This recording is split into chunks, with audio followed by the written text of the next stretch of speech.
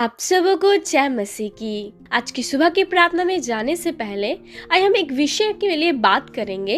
आज हम अक्सर जानते हैं कि लोग जो परमेश्वर को जानते हैं वो परमेश्वर को प्रसन्न करने की सर्वदा कोशिश करते हैं।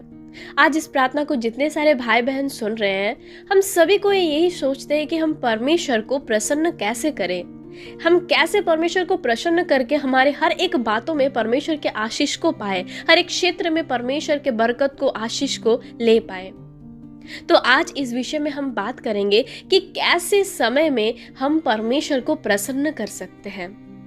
तो मैं आपको बताना चाहती हूँ मेरे प्रियो कि जब हमारे जीवन में कोई परेशानियाँ आती है, जब हमारे जीवन में दुख आते हैं, दर्द आते हैं, विपरीत परिस्थितियाँ होती है, सब कुछ बिखरा हुआ रहता है, लाइफ में कुछ सही नहीं चल रहा है, बहुत बिजनेस में, जॉब में, किसी भी चीज़ में हम बहुत डाउन चल रहे हैं, बहुत सारी बीमारियों से घिरे हुए हैं, परेशान है, चिंता है, निराशाओं में है। उस समय क्या होता है, ज़्यादातर लोग क्या करते हैं कि परमेश्वर से दूर हो जाते हैं मेरे प्रियो। वे प्रार्थना करना छोड़ देते हैं, वो परमेश्वर को दोष लगाने लगते हैं, परमेश्वर को ब्लेम करने लग जाते हैं, प्रार्थना करना छोड़ देते हैं, परमेश्वर के ऊपर भरोसा करना छोड़ देते हैं। ज़्यादातर समय लोग क्या करते हैं, पीछे हट जाते हैं इन समयों में जहाँ पे हमें परमेश्वर के ऊपर भरोसा और विश्वास करना ज़रूरी होता है। उस समय क्या होता है कि हम पीछे हट जाते हैं परेशानियों से और परमेश्वर के ऊपर दोष लगा के ब्लेम लगा देते हैं। परंतु मेरे प्रियो, आज ज़रूरी है कि जब आपके जीवन में सब परिस्थितियाँ बुरी है, बुरी परिस्थिति, विपरीत परिस्थिति से आप गुजर रहे हैं, सब कुछ बिखरा हुआ है, उस समय जब आप परमेश्वर के ऊपर भरोसा रखेंगे, परमेश्वर के ऊपर विश्वास करेंगे, उस बातों से परमेश्वर प्रसन्न होता है। क्योंकि आइए हम एक वचन को निकालेंगे बाइबल से, इब्रानियों उसका 11 अध्याय उसका 6 पद, जहाँ पे वचन कुछ इस प्रकार कहता है। आइए हम एक साथ वचन को पढ़े, हम निकालेंगे। और विश्वास बिना उसे प्रसन्न करना अनहोना है, क्योंकि परमेश्वर के पास आने वाले को विश्वास करना चाहिए कि वह है और अपने खोज करने वालों को प्रतिफल देता है। आमीन। परमेश्वर का वचन कुछ इस प्रकार कहता है मेरे प्रियो कि यदि हमें परमेश्वर को प्रसन्न करना है, परमेश्वर को हमें प्रसन्न करने की आज आपको आवश्यकता है, आपको लग रहा है कि परमेश्वर को प्रसन्न करना ज़रूरी है, तो उसके लिए ज़रूरत है मेरे प्रियो की विश्वास। जब आपके जीवन में सारी चीज़ बिखरे हुए, परिस्थिति सही नहीं हो, सब कुछ बिखरा हुआ हो, आप बहुत उदास है, निराशाओं में है, चिंताओं में, बहुत सारी परेशानी आपके जीवन में, आपके परिवार से गुजर रहे हैं, बहुत सारे रिश्ते टूट गए हैं, उस समय जब आप परमेश्वर के ऊपर भरोसा रखेंगे तो उस बात से परमेश्वर प्रसन्न होता है, उस बात से परमेश्वर खुश होता है। परमेश्वर को अच्छा लगता है कि आप परमेश्वर से सहायता के लिए मांग रहे हैं। क्योंकि मेरे प्रियो, ज़्यादा समय लोग क्या करते हैं, जब दुख आता है, दर्द आता है, परेशानियां आती है, तो वो पीछे हट जाते हैं। परंतु परमेश्वर चाहता है कि जब आप दुख में हो, परेशानियों में हो, तब आप परमेश्वर के और निकट आए, परमेश्वर के और करीब आए। और जब आप इस प्रकार से करते हो परमेश्वर की इच्छा के अनुसार, तो उस बात से परमेश्वर प्रसन्न होता है और आपके जीवन में बहुत आयत की आशीष को देता है मेरे प्रियो। क्योंकि वचन में इस प्रकार लिखा गया है कि विश्वास के बिना परमेश्वर को प्रसन्न करना अनहोना है। तो आज यदि अपने जीवन में बहुत सारी बातों में आप आशीष को चाह रहे हो, आप चाहते हो कि आपके हर एक बातों में परमेश्वर आशीष दे, बरकत दे, आपके हर एक बातों से परमेश्वर प्रसन्न हो, तो ज़रूरी है मेरे प्रियो कि आप परमेश्वर के ऊपर विश्वास रखें, भरोसा रखें। और जब आप इस प्रकार से करोगे मेरे प्रियो, तो हर बात में आपके हर एक कार्यों पे, आपके हर एक जिस बात से आप जुड़ोगे, उन बातों में आप सफल होंगे, आप आशीषित होंगे और परमेश्वर आपके जीवन से प्रसन्न होगा। आइए हम प्रार्थना की ओर जाएंगे मेरे प्रियो। परमेश्वर इस वचन के द्वारा आप सबों को आशीष दे। आइए हम प्रार्थना को करेंगे, हम अपने आंखों को बंद करेंगे और परमेश्वर के सन्मुख आएंगे सुबह के समय में और परमेश्वर को धन्यवाद को देंगे।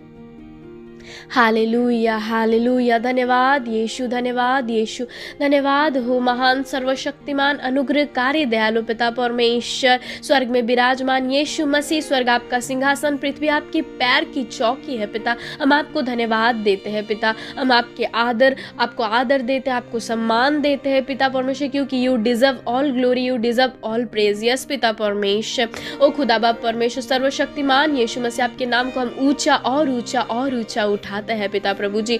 हम धन्यवाद करते हैं इस समय के लिए, इस वक्त के लिए जो आपने हम सभी को दिया पिता।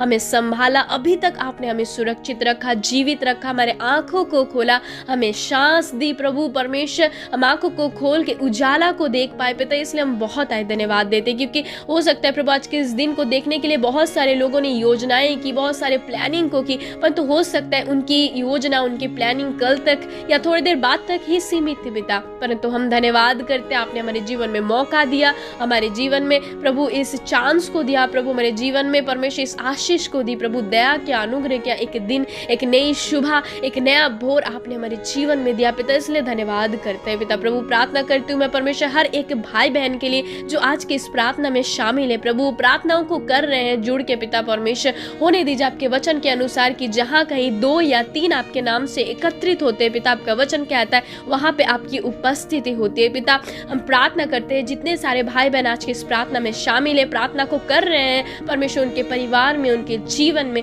आपकी उपस्थिति को हम मांग लेते हैं पिता।